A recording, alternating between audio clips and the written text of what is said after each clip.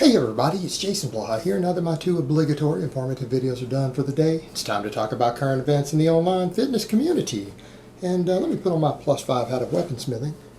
Work on skilling up my crafting a little bit, and let's talk about this. Alright guys, today I want to talk to you guys about what I think is wrong with the YouTube fitness community. Because, you know, Juju Mufu kind of did his own comedy video the other day about that. Again, did it very tactfully, but I mean, there are real problems with YouTube fitness. And I mean in the sense that it has become essentially fitness entertainment and almost like fitness reality TV instead of actually helping people learn things. And that's the thing that bothers me. And, you know, there's nothing wrong with some entertainment. Don't get me wrong. You know, if guys can create an entertainment value with what they're doing and people enjoy watching it, that's fine. That's good. I don't have a problem with that. Hell, I create my own amount of entertainment stuff here also. The problem becomes when you have people who've been doing this for years, and it's scary that sometimes they don't even know the basics of exercise mechanics. In other words, these are people who, in some cases, are not only earning a living, making a six-figure income, discussing fitness and fitness-related topics, and maybe even portray themselves as a fitness expert, but they really have no understanding at all of actual training. And that's what gets scary, because some of them are smart, some of them know a lot, and some really don't know anything. And when it becomes purely about entertainment, and then they try to give information, and it's useless information, that's not a good thing. That's not helping people. And the scariest part is that sometimes the people who are the most entertaining, who draw in the biggest audience for the entertainment factor, literally have no information of value.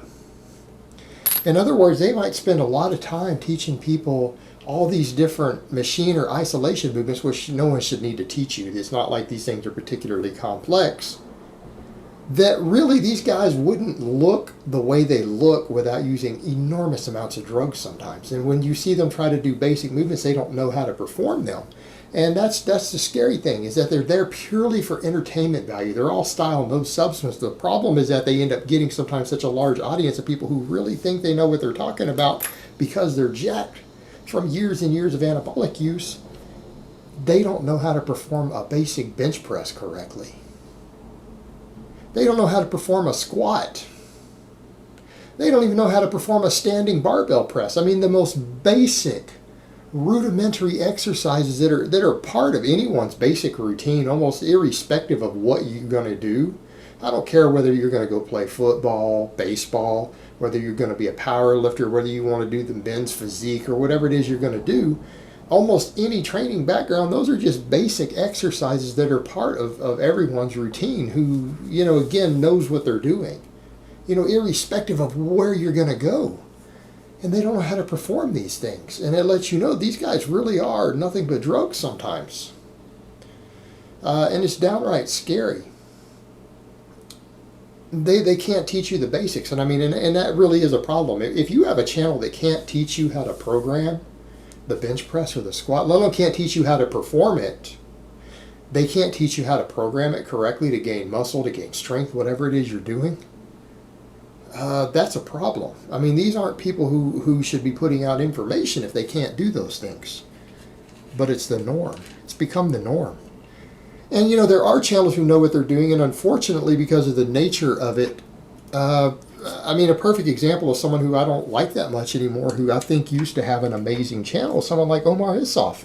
Perfect example of a guy who actually really had a lot of good information at one time, really had a fantastic channel that was very valuable for teaching, but now he's gotten so much involved with collaborating with people that he's actually incorporating bad information now. So you have someone there who actually does know how to train, really can help people, can teach people, really understands the basics, knows how to program to some extent, who's done all these things, who really should be exactly what I would say, hey, this is what we need, who now collaborates with everyone because he wants to make everyone happy. And before long, he's collaborating with jackasses telling people to do above-the-knee rack pulls. And then because he doesn't want to upset those people, he then says, yeah, that's a good idea. It's a terrible idea. No expert who knows what they're talking about is going to tell you to do above-the-knee rack pulls. Are you serious? Again, we've seen plenty of extremely credible experts explain why they're a garbage exercise. They're terrible for muscle, they're terrible for strength, they're terrible for everything but hurting yourself and destroying equipment and impeding your recovery for minimal results. Or again, the whole stuff with the straw man he did with I believe with Eric Helms discussing fat-free mass index and naturals. I mean, this sort of stuff. This is becoming a problem. You know, when you have a channel like Omar who then decides he wants to be all-inclusive instead of just sticking by his guns.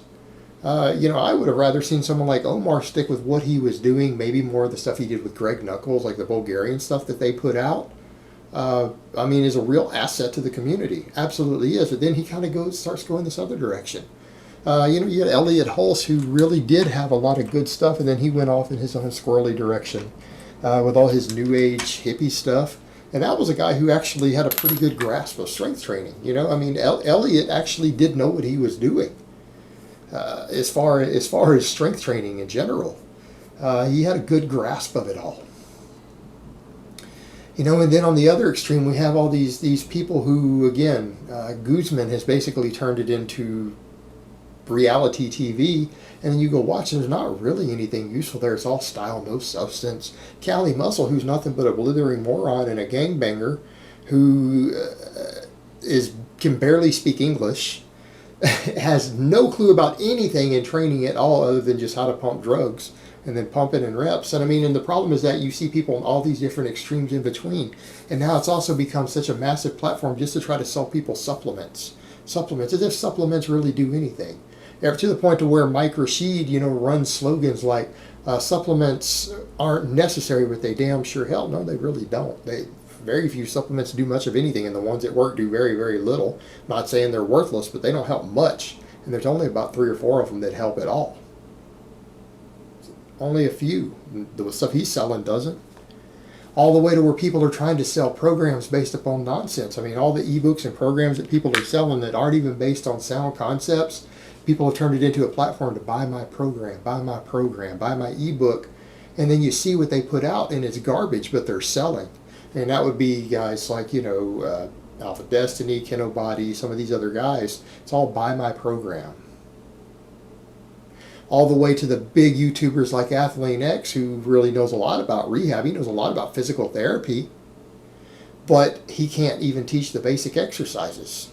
You know, he doesn't know how to particularly squat well, or how to even teach a bench press particularly well. And he'll put people on all this focus of all these isolation movements, just like a lot of these other channels, instead of having people understand and programming the basics, guys. The basics are how you build all your base. And if you're ever spending more than about 20% of your time doing the basics, you're basically going to fall into the area of what Martin Burkham calls fuck-arounditis. And I'm not saying accessory movements don't have their place. I'm not saying isolation movements don't have their place. I'm not saying that at all. But it seems almost like everything but the basics is the focus of 90% of the training stuff you see out there. You know, and then the really informative channels are so small. Some of the channels that have such fantastic content, guys like the Swolefessor. What's his other name? Like Brandon Teagues. I'm going to say it wrong. God, I need to almost look at the name again. I was looking at his channel a few weeks ago. Had some fantastic stuff. Fantastic information. Alec and Kiri.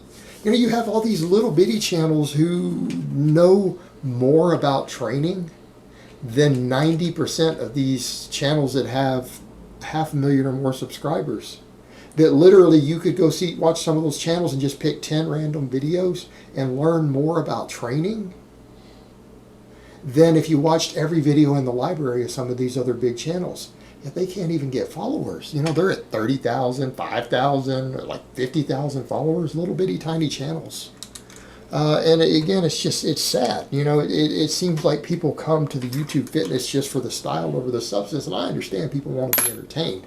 There's nothing wrong with wanting to be entertained, but I just wish the people who created the most entertainment value, the lifestyle fitness channels, the entertainment fitness channels, the comedy fitness channels, if they actually would really teach people something of value that's in some way fitness related that might actually help people reach their goals, instead of, oh, this is the way to keep constant tension on a curl.